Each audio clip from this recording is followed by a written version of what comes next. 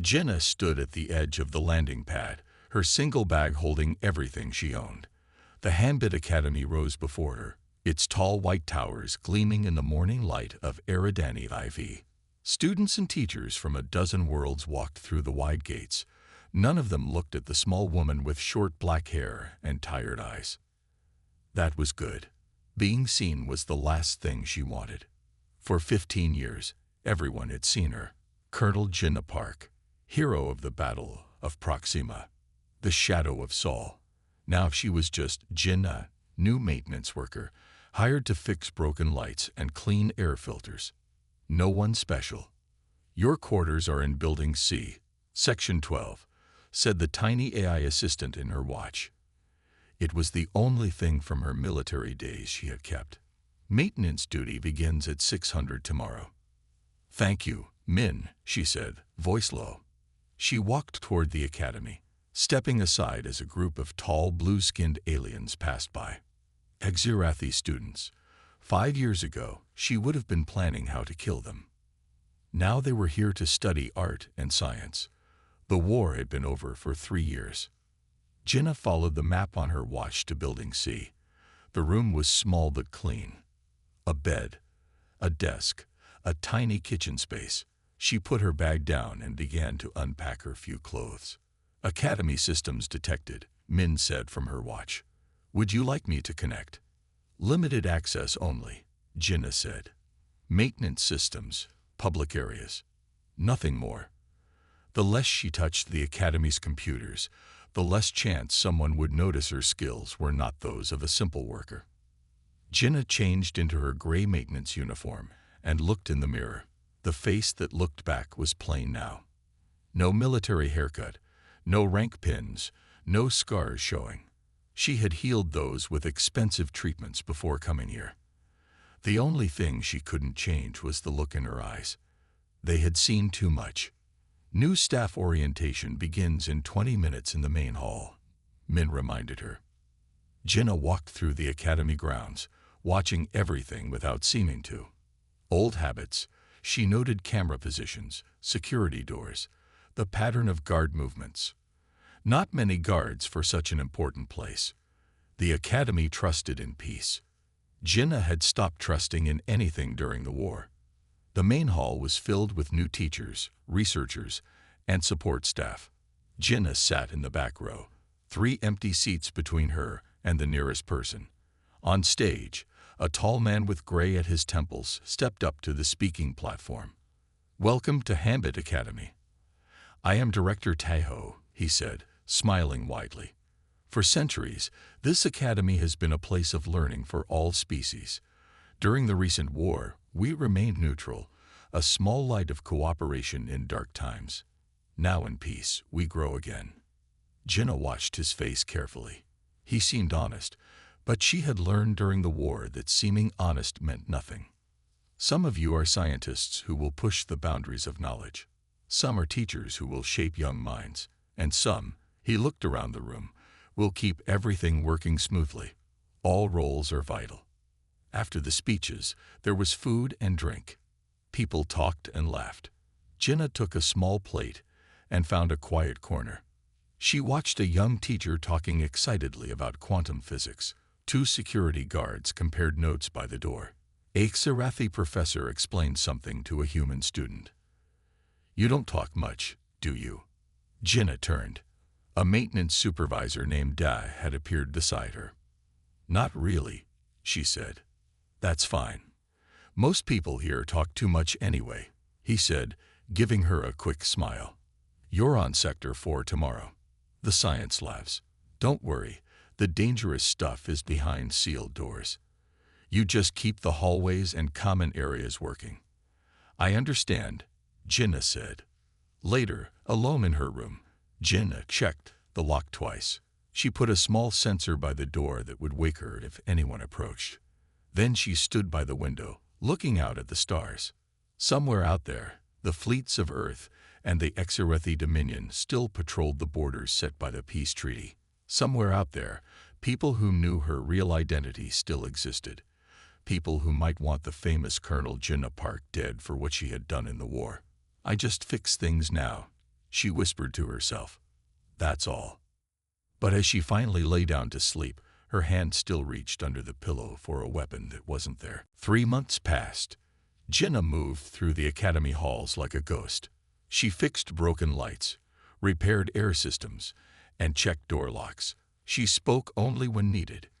Most people didn't even look at her anymore. She was just part of the academy, like the walls or the floors. But Jinnah saw everything. She noticed when supply ships came on odd days. She saw when strangers in plain clothes entered research areas. She heard whispers that stopped when people saw her. Old battle instincts never died. Today, Jinnah worked in the science wing. She stood on a ladder, fixing a ceiling panel. Below her, Professor Yumgai walked with a visitor Jinnah had never seen before. The project must stay on schedule, the visitor said. His voice was low, but Jinnah had learned to hear quiet things during the war. We need more time, Yumgai said. The power requirements air. Find a way, the visitor cut in. The demonstration must happen during the conference. Both sides will be watching. And if it fails? Yumgai asked. Then we maintain deniability, the visitor said. No one knows what we're really building. They turned a corner, and Jinnah could hear no more. She frowned. What was Yumgai building? And who was both sides? During the war, that had meant humans and Serethi. But the war was over, wasn't it? Jinnah climbed down from the ladder and packed her tools. Her watch beeped softly. Lunch break, Min said from her wrist. Jinnah nodded and headed to the workers' cafeteria. She got her food and sat alone at the end of a long table. She ate quickly, not tasting the food, thinking about what she had heard. Mind if I sit here? Jinnah looked up. A young woman smiled at her. She had a teacher's badge. Hey-Yoon, from the language department. Free Academy, Jinnah said with a small shrug. Hey-Yoon sat down across from her. You're Jinnah, right? You fixed the heater in my classroom last week. It was freezing in there. Jinnah nodded, eating her food. I seen you around, Hey-Yoon continued. You don't talk to many people. Not much to say. Hey-Yoon smiled. I think everyone has something to say. Some just choose not to. She took a bite of her food. Where did you work before the academy? Jinnah tensed slightly. Different places. I worked at a university on Earth before coming here, Hey-Yoon said. But this place is amazing. All these different species learning together. After such a terrible war, it gives me hope. Jinnah looked at Hey-Yoon's open, friendly face. For a moment, she wanted to talk, to tell someone about the strange things she had noticed. But old habits won.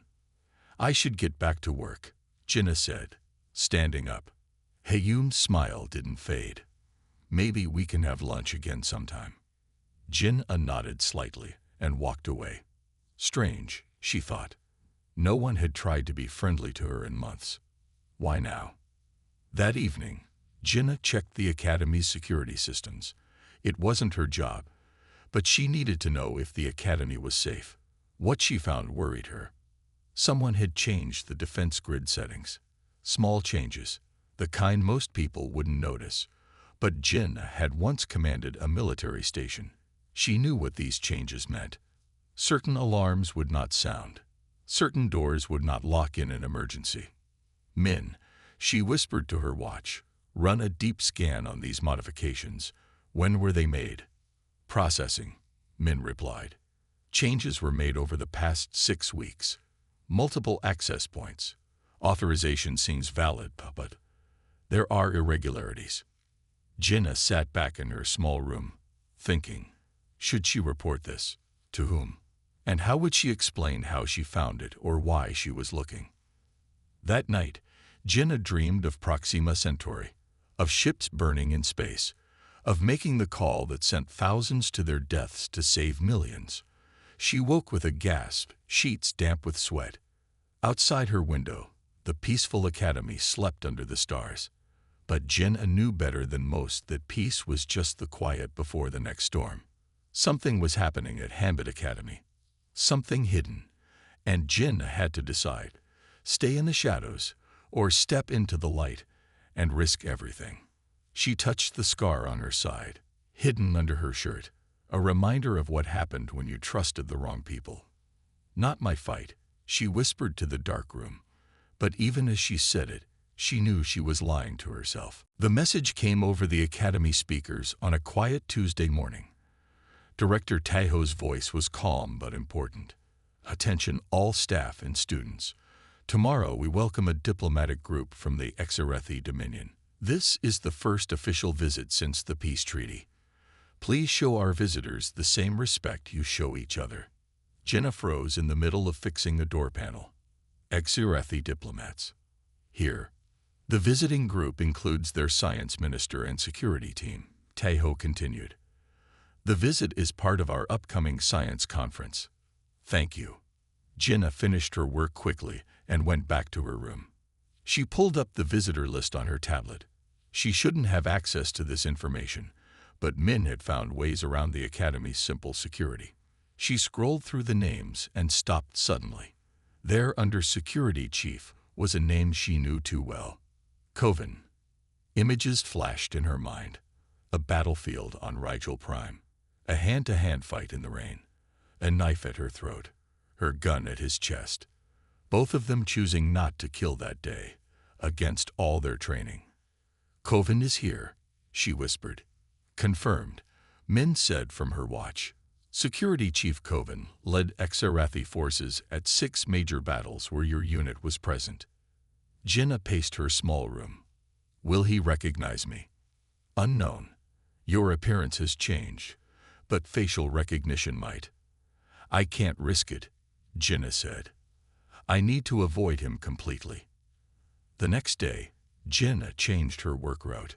She used service corridors and maintenance tunnels few people knew about. She fixed things in empty rooms and avoided the main halls. From hiding spots, she watched the Exarathi delegation tour the academy. Koven walked behind the science minister. He was tall even for Exarathi, his blue skin darker than most. His eyes constantly scanned everything. Those eyes had once looked directly into hers across a battlefield. Would they know her if they saw her again? Jinna wasn't going to find out. That evening, Professor Yun Gai gave a presentation in the main lecture hall. Jinna was fixing the air system in a side room, but she could hear everything. "Our breakthrough in quantum barrier technology will change how we protect planets," Yun Gai said proudly. "This system creates an energy field that can stop any known weapon or ship." Jinna frowned. That sounded like military technology. Why was a peace academy developing it? "Unlike current shields, this barrier exists partly in quantum space," Yumge continued, "making it impossible to calculate or break through." The audience clapped. Jinna looked through a vent into the hall. The human diplomats looked excited. The Exarathi looked worried. Koven was writing something on his device. Later that night, Jinna did her rounds in the science building. She tried to enter Lab 7, where she needed to fix a broken light, but her keycard didn't work. "Access denied," the door said. Strange. Maintenance had access everywhere. Jinna looked both ways, then pulled a small device from her pocket. Another thing she had kept from her military days. She placed it against the door panel. The light turned green, and the door opened. Inside, Jinna fixed the light quickly, but her eyes were on the strange machine in the middle of the lab. It wasn't like any shield generator she had seen. It looked more like... "No," she whispered. The design was too similar to quantum displacement weapons, terrible devices that had destroyed entire planets during the war. Both sides had agreed never to build them again. Jinna took pictures with her watch, then left the lab. She needed to see more. She went to a maintenance terminal and connected Min. "Get me the security camera feeds from Lab 7 for the past week," she said. "This violates your employment terms," Min reminded her. "Do it anyway." The screen showed Yun Gai and his team working day and night on the machine. And there, in one corner of the video, was the visitor from before, watching everything. Jinna didn't recognize him, but she recognized the way he stood. Military. Someone was building weapons in a peace academy. "What are you doing?" Jinnah turned quickly. Hayyun stood there, watching her with strange, serious eyes. "Maintenance check," Jinnah said, closing the video. At midnight, on a secure terminal, Hayyun asked, "I don't think so." She stepped closer. "I think you and I need to talk, Jinnah, about what's really happening at this academy." Jinnah and Hayyun sat in the empty cafeteria. It was past midnight, and the large room was dark except for the small light above their table. Jinnah watched Hayyun carefully, her body ready to run if needed. "Who are you really?" Jinnah asked. "Not just a language teacher." Hayyun smiled slightly. "And you're not just a maintenance worker." She placed a small badge on the table. "I work for the Galactic Peace Commission. We got reports about banned weapons research here." Jinnah didn't touch the badge. "Why tell me this?" "Because you've been looking into the same things I have," Hayyun said. "And you move like someone with military training. I could use your help." Jinnah said nothing for a long moment. "I just fix things here." "Sure," Hayyun said. "And you just happen to hack into secure systems to look at secret labs." She leaned forward. "Look, I don't care who you were before. I care about stopping another war. Do you?" Those words hit Jinnah hard. She had seen enough death to last many lifetimes. "What do you know?" Jinnah finally asked. "Professor Youngi's quantum barrier isn't what he claims," Hayyun said, "but I can't access the research data. I need help getting into those secure areas." Jinnah thought about the machine she had seen, about the changes to the security system. "I'll help," she said quietly. "But I work my way. No questions about my past." "Deal," Hayyun said. "We start tomorrow night." The next day, Jinnah fixed doors near the main science labs. She placed tiny devices on each one that would let her open them later. As she worked on the last door, she felt someone watching her. She turned to see a tall blue figure standing nearby. "Coven."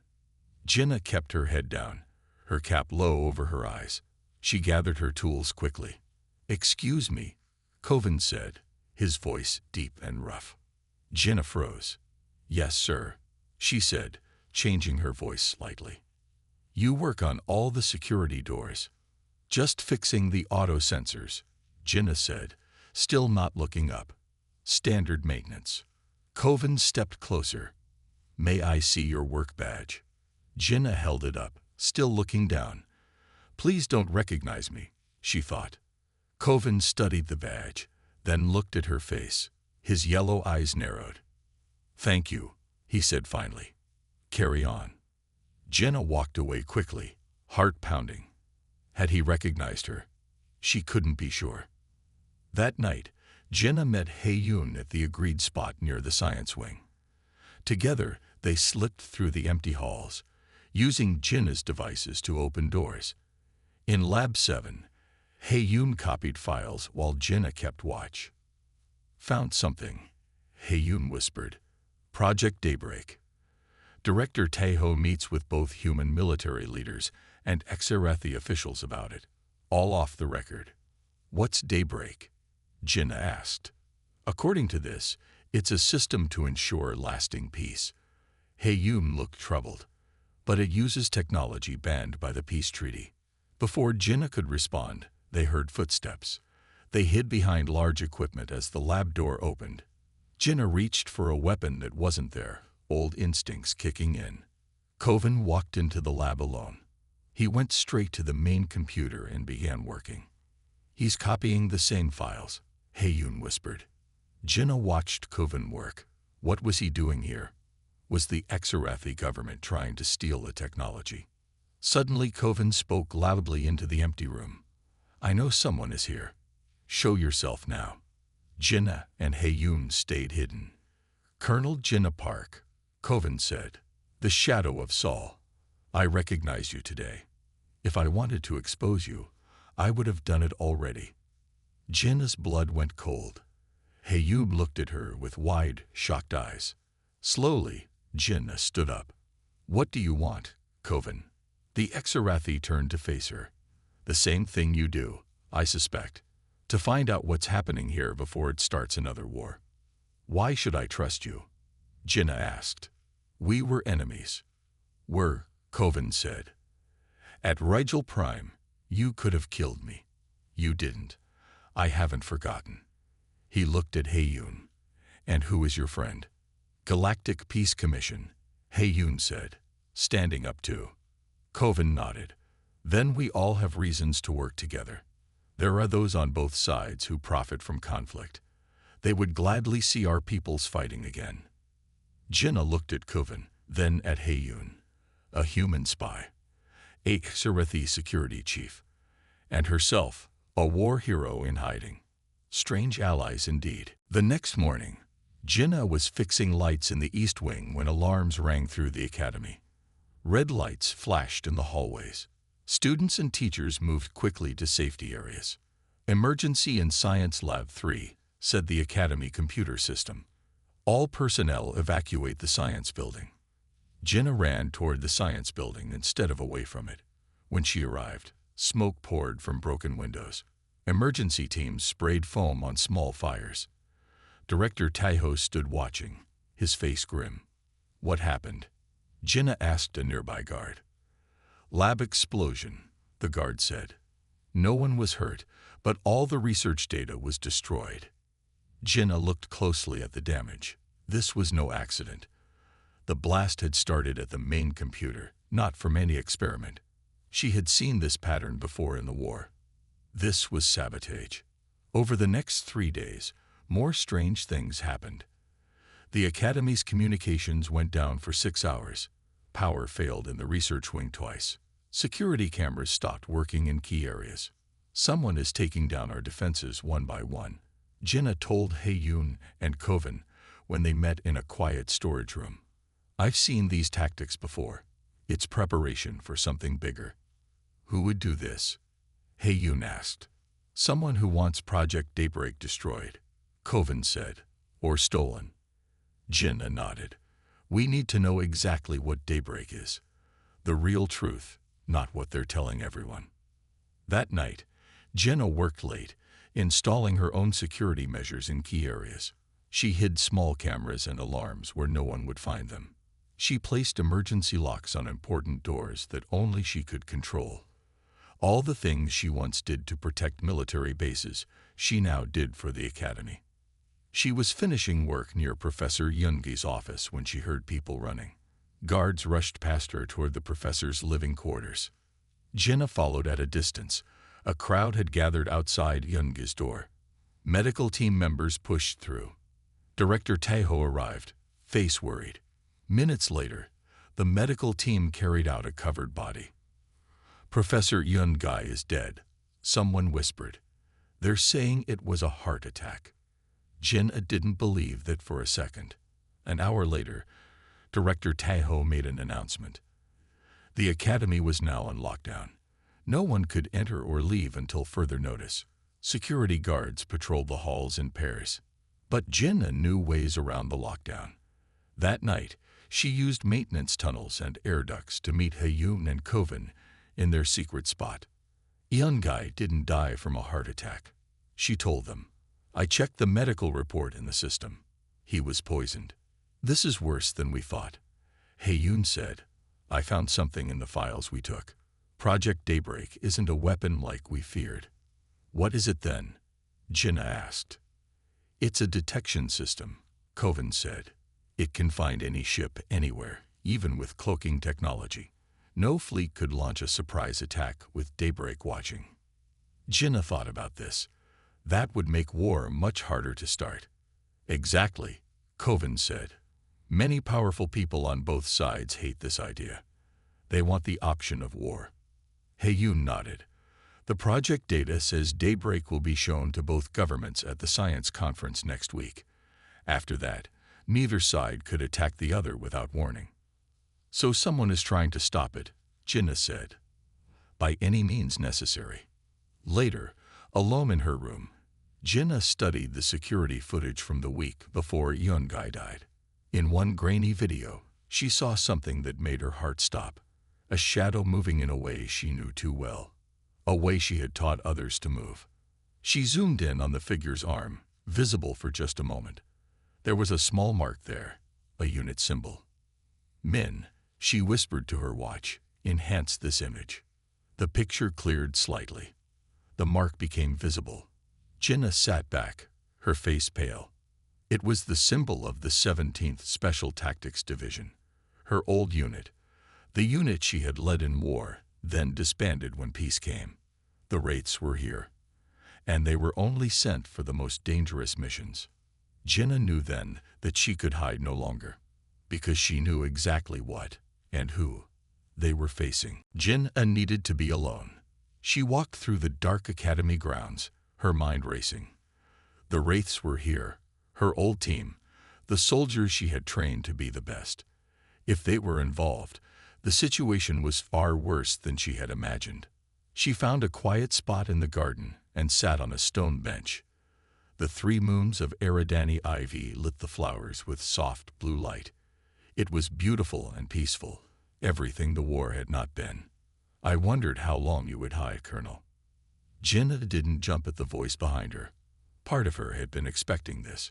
She turned slowly to face the man who stepped from the shadows.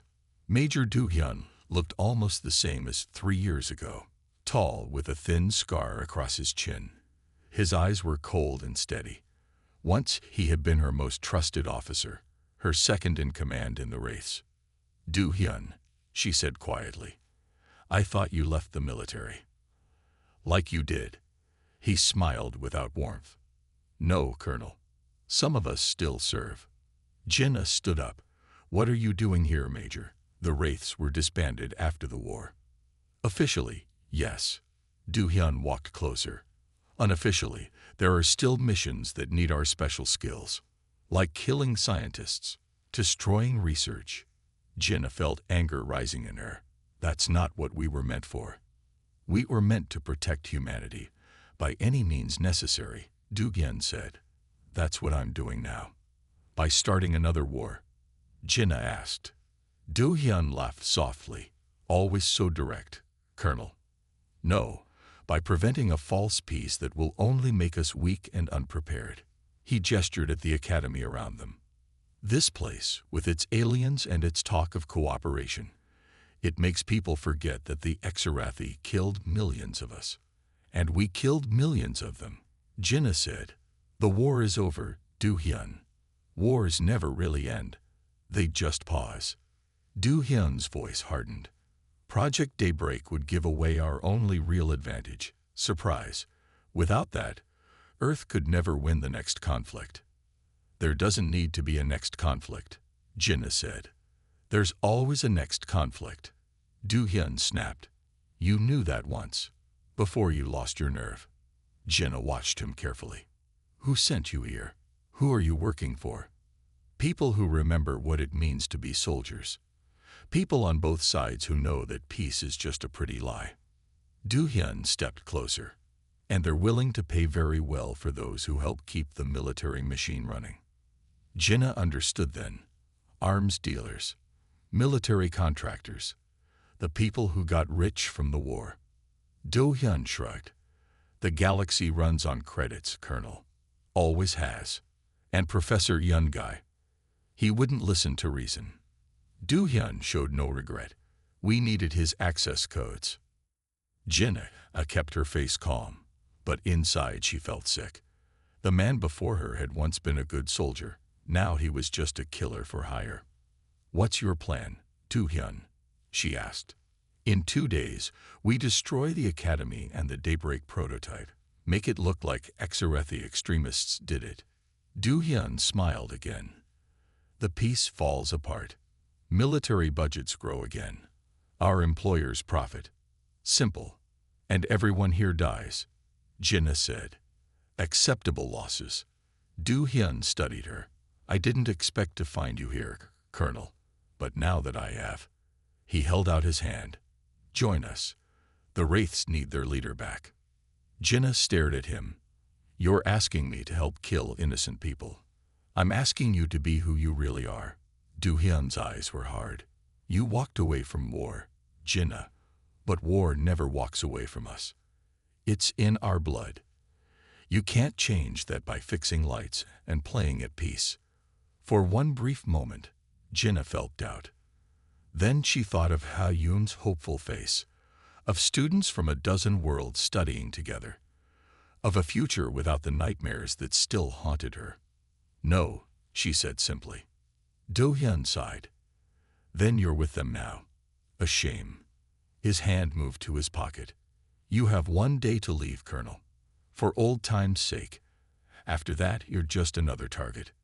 He stepped back into the shadows and was gone. Jinna stood alone in the garden, her decision made at last. The time for hiding was over. Jinna ran through the dark halls of the academy. She needed to find Ha-yoon and Kovan before it was too late. The Wraiths were planning to attack within 24 hours. There was no more time for secrets. She found Ha-yoon in her quarters, already awake despite the late hour. We need to talk, Jinna said. Now, as Jinna explained about Do-hyun and the Wraiths, Ha-yoon's eyes grew wider. You were their commander? Ha-yoon asked. The 17th Division was the most feared special forces unit in the war. That was another life, Jinna said. But yes, I trained them. I know how they think, how they plan. She looked Ha-yoon directly in the eyes. And I know we can't stop them without Kovan's help. I haven't seen him since yesterday's meeting, Ha-yoon said, worry in her voice. Jinna's stomach tightened. We need to find him. Now. They searched for Kovan, but found no trace of him. None of the Xerathi delegation had seen him either. It was as if he had vanished. The Wraiths have him, Jinna said grimly. It's what I would have done. Take out the highest security threat first. What do we do? Ha-yoon asked. Jinna stood silent for a moment, thinking. Then she walked to her small room with Ha-yoon following. Inside, Jinna knelt beside her bed and pulled up a section of the floor. From a hidden space, she took out a small metal box. What is that? Ha-yoon asked. Insurance, Jinna said. She opened the box, revealing military-grade weapons, communication devices, and a combat suit. I never fully trusted peace. Ha-yoon stared at the weapons. Those aren't legal for civilians. We're past worrying about legal, Ha-yoon. Jinna began changing into the combat suit. The Wraiths will kill everyone here unless we stop them.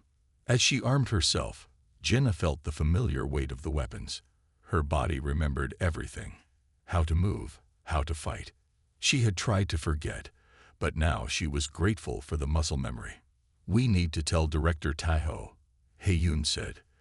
Get help from Academy Security. Regular guards won't stand a chance against the Wraiths, Jinna said. But yes, we need the director's help to evacuate everyone. They found Director Taeho in his office despite the late hour. When they entered, he looked up with tired eyes. What is the meaning of this? He asked, seeing Jinna's weapons. Jinna stepped forward. My name is not just Jinna. I am Colonel Jinna Park, former commander of the 17th Special Tactics Division of Earth Forces. My unit is planning to destroy this academy within 24 hours. Taeho stared at her in shock. The shadow of Saul. Here? Yes, Jinna said simply. I came here to escape the war. But now I'm your only chance to save the academy. At first, Taeho didn't believe them. But Jinna showed him security footage of the Wraiths moving through the academy at night. She explained their plan to destroy Project Daybreak and restart the war. Why should I trust you? Taeho asked. You lied about who you are. Because I could have left, Jinna said. Do-hyun gave me that chance. Instead, I'm here, standing in the light, telling you the truth. Finally, Taeho nodded. What do you need from me? Evacuate as many students and non-essential staff as possible, Jinna said. Quietly. Say it's a drill. And I need a list of all staff with military experience. What will you do? Taeho asked. First, rescue Kovan, Jinna said. Then defend the academy with anyone willing to fight. Within hours, Jinnah had gathered a small force of 20 people with military backgrounds, former soldiers from both sides who now worked as teachers or staff. She stood before them in the security office, no longer hiding who she was. "Some of you may have fought against me in the war," she said. "Some with me. That doesn't matter now. What matters is protecting this academy and the peace it represents." She showed them the Wraith's likely attack points and assigned defense teams. "Colonel," one of the former soldiers asked, "can we really stop an elite force like the Wraiths?" Jinnah looked at them all, these people who had also tried to leave war behind. "Yes," she said firmly, "because we have something worth fighting for." The academy looked different now. Empty halls that once held laughing students were now defense points. Gardens where people studied were now traps for attackers. Jinnah had turned the peaceful school into a fortress in just a few hours.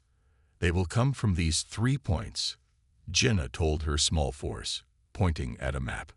"The East Gate, the landing pad, and the underground service tunnel. We need teams at each point."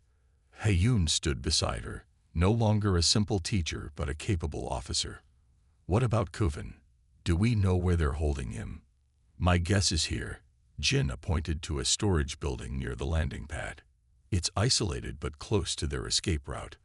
Jinnah split her defenders into teams.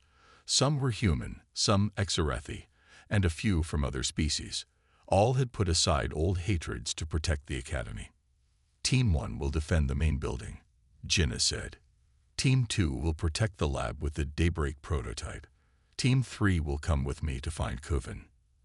As dawn broke, Jinnah, Hayun, and 4 others moved silently toward the storage building.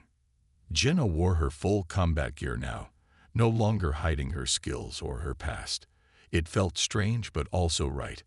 This was who she was, a soldier, but fighting for peace this time. Movement at the East Gate.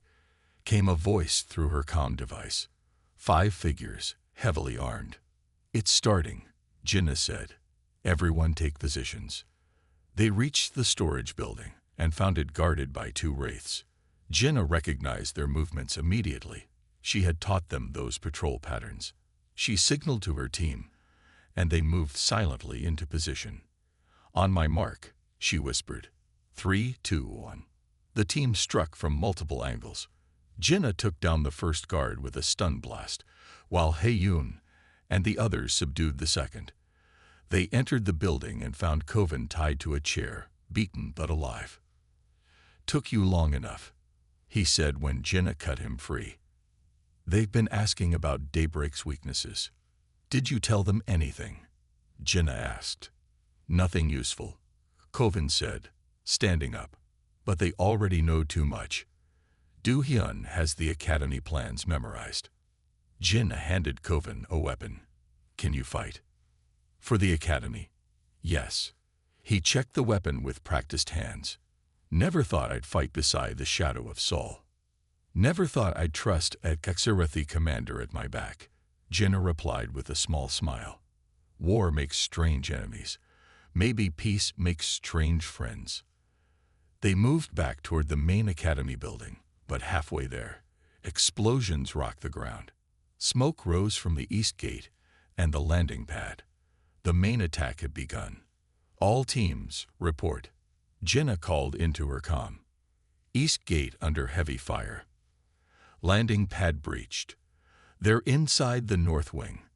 Service tunnel secure so far." Jinnah's team ran toward the landing pad. As they rounded a corner, they came face to face with a group of Wraiths. For a moment, both sides froze in surprise. Jinnah recognized every face. Soldiers who had once followed her orders. Then the fighting began. Blaster fire lit up the morning as Jinnah and her team took cover. Hayum proved herself a capable fighter, and Kuvan fought with the ferocity his people were known for. "We need to reach the lab," Jinnah shouted over the noise. "Daybreak is their main target." They'd fought their way through the academy halls. Former students and teachers now fought beside former soldiers. Humans and Serathi worked together against a common threat. In some strange way, Jinnah thought, the Academy's mission of peace was being proven in the middle of battle. Finally, they'd reached the central lab where Daybreak was kept. The doors were broken open. Inside, Do-hyun stood over the prototype, placing explosive charges. Do-hyun, Jinnah called out, her weapon aimed at his heart. He turned slowly, unsurprised to see her. "Colonel, I knew you'd make it here." His eyes flicked to Hae-yoon and Kovin. "With your new friends. Step away from Daybreak," Jinnah ordered. Do-hyun smiled. "You know I can't do that. Our employers have paid too much to let this technology survive." "Your employers want war," Jinnah said. "They don't care how many die. And this device ensures peace." Do-hyun laughed. "No, Colonel. It just changes how the game is played. There will always be war. You taught me that." "I was wrong," Jinnah said clearly. "That's something good leaders can admit, Do-hyun. I was wrong about war being inevitable." Do-hyun's finger moved toward the detonator in his hand. Time seemed to slow as Do-hyun's finger moved toward the detonator.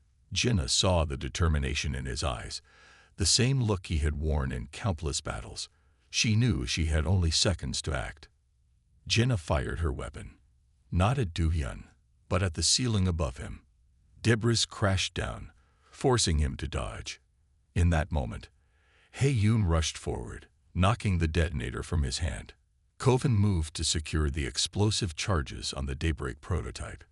"It's over, Do-hyun," Jinnah said, keeping her weapon trained on him. Do-hyun's face twisted with anger. "Even if you stop me, there are more wraiths throughout the Academy.